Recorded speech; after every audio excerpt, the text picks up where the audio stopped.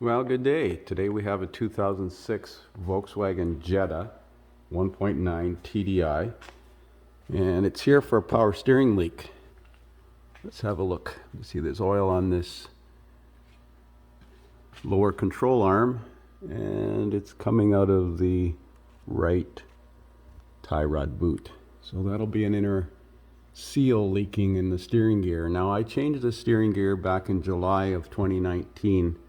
I also changed the tie rod ends. I put new tie rod ends, and I think I did the right CV joint and inner boot kit. Yes, I think I did. Maybe not. Maybe it was the left. Anyways, so it's going to need another steering gear, and I believe it's under parts warranty. So we're going to go about removing this rack assembly. You can see it's a fairly new rack. I guess I got to disconnect the steering gear upper joint, remove the tires, drop the K-frame here, or the subframe. Yeah, looks like that's got to come off from inside. Okay, let's get started. So I've removed both front tires. Loosen off both jam nuts because it's easier to do when it's on the hoist. But don't disturb the toe adjustment as much as possible.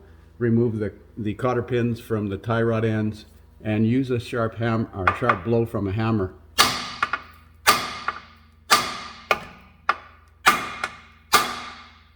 To release the tie rod end like so. That way you're not going to damage the boot. If you use a pickle fork, you're going to damage the boot. Mind you, if you're changing the tie rod ends, it's irrelevant. Don't worry about it then. Use a pickle fork if that's what you choose. And we're going to leave this tie rod just like this, not going to disturb that toe adjustment as much as possible because we're going to have to try to rough in the other steering gear. Do the same on the other side. So we're under the dash on the driver's side, obviously, disconnecting the steering shaft input shaft. You got to remove the floor mat if there is one, and then this plastic cover that's over the steering shaft. There's a couple of small plastic screws there, you see. And then you can see the actual steering joint there. Now, I need to rotate the steering wheel to get access to that bolt because it's facing against the firewall. So we're going to do that. Remove the bolt. I'm trying to remember if this has got a master spline on it, but I'm going to look at the new steering gear to see, because if it doesn't have a master spline on it, well, let's hope it does. So if you turn the steering 1/2 a turn, or just about a 1/2 a turn to the left, and remove the key, it's locked so that you're not going to disturb the clock spring. Then you can access that bolt. Looks like it's 13 mil. And I did check the new steering gear. It does have a master spline on it, so you can't really screw it up. Remove that. Now this shaft should just lift up off of there and slide up in that spline. I'll have to pry it up. So once you pry the shaft up, now it's disconnected, and of course the steering won't turn because I've got the key out and it's locked. So got to remember that we're going to have to turn the steering rack about almost a 1/2 a turn to the left when we put it back in. So remove the two 13mm headed bolts that hold the exhaust hanger or support to the subframe, and the 4 bolts that hold the subframe to the body, supported with a jack of some kind. I'm using a screw jack here, and lower this until you have better access to the pipes and stuff. Make sure you don't stretch that power steering line. This lower one is the pressure line, this other one is the return line. I fixed this return line last time with a piece of hose, as you can see. So we got to remove this heat shield. There's a couple of small 13 mil nuts or bolts on top, 2 on this side for sure, and 1 up here on top, because that's got to come off. And then the bolts that hold the rack down are right there, 2 there and 2 there, and then we should be able to turn it and pull it out on the driver's side, I believe. So there's actually 3 bolts on the driver's side and 1 nut last time I put a body washer in there because it was rusted off. And you can actually remove it through the front here. So we're starting to open up really well now. We can see everything in here. Next is to take the steering lines off. Get a drain pan underneath here to catch the oil and take the steering lines off. So disconnect the banjo fittings, remove the two lines. This line is the return line, and you can't mix up the fittings because they're different sizes. Note that there's a aluminum washer on either side of the fitting, so make sure you don't lose them. There should be new ones with the steering gear anyways, and this one should have one too. Yeah, it's stuck on there. So we're going to move that one out of the way temporarily, and we're ready to unbolt the steering rack and hopefully get it out.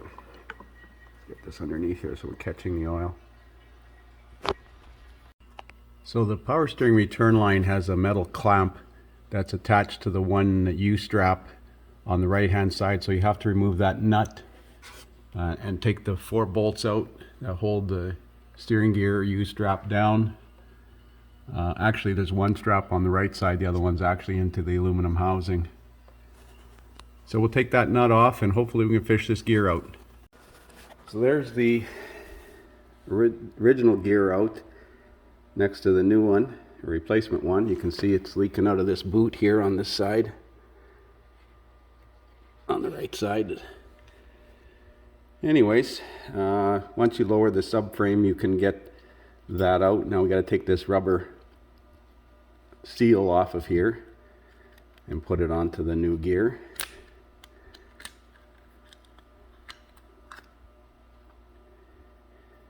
And we have to put this gear in the same orientation as this one.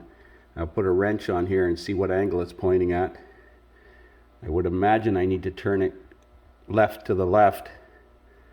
Turning it counterclockwise is to the left, because I turned this one a half a turn, remember, to get at this bolt, this pinch bolt. And then we're going to measure from a location like this center of this bolt to the end of the thread here, so we can try to rough in the toe adjustment. The vehicle obviously has to go for a wheel alignment, but I'd like to get it close so we don't wear the tires off driving it into town.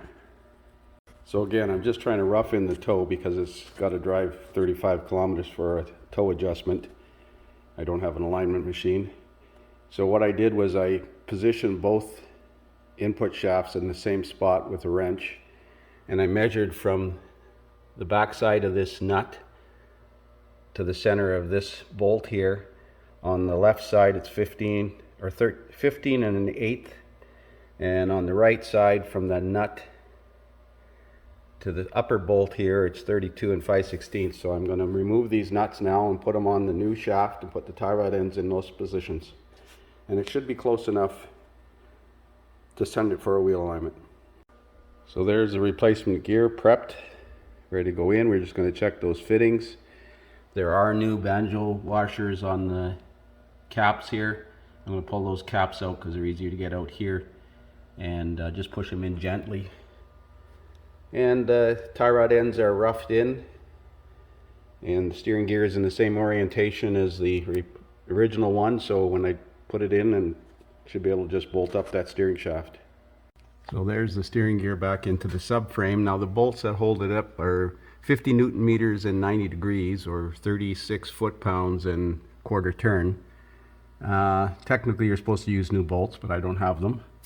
I didn't use new bolts last time, so I'm sure it'll be fine, but according to the manufacturer you're supposed to use new bolts. And the mount bolts to the body, I'll get the torque for those when we get there as well. So there's the lines reconnected. The instructions that come with the steering gear said not to exceed 20 foot-pounds on those fittings. Make sure you don't cross-thread them. Make sure you can start them by hand. The subframe's in place but not bolted up yet. It has to be shifted to the right slightly. Aside from that, heat shield, coupler. Let's put the subframe bolts back in. So there it is, back together, running, power steering full. Turn the steering left and right several times to get the air out of it and recheck the fluid level. That universal joint bolt is 30 Newton meters. and I put a little tiny dab of Loctite on it just for security. Aside from that, I'll post the torque specs for the cross member bolt. I think there was 70. Hang on, I'll get them. Yeah, the subframe bolt was 70 Newton meters plus 90 degrees. I put never sees on the bolts just in case they have to come out again like they did this time. Let's hope. We'll take it for a road test, see if the steering wheel's centered. Well, it's not too bad. It's out a little bit, turning to the right now, but now I'm going straight. So it's close enough that it won't wear the tires off driving it to the alignment shop, which is 35-40 kilometers from here. That's it for now. Thanks for watching.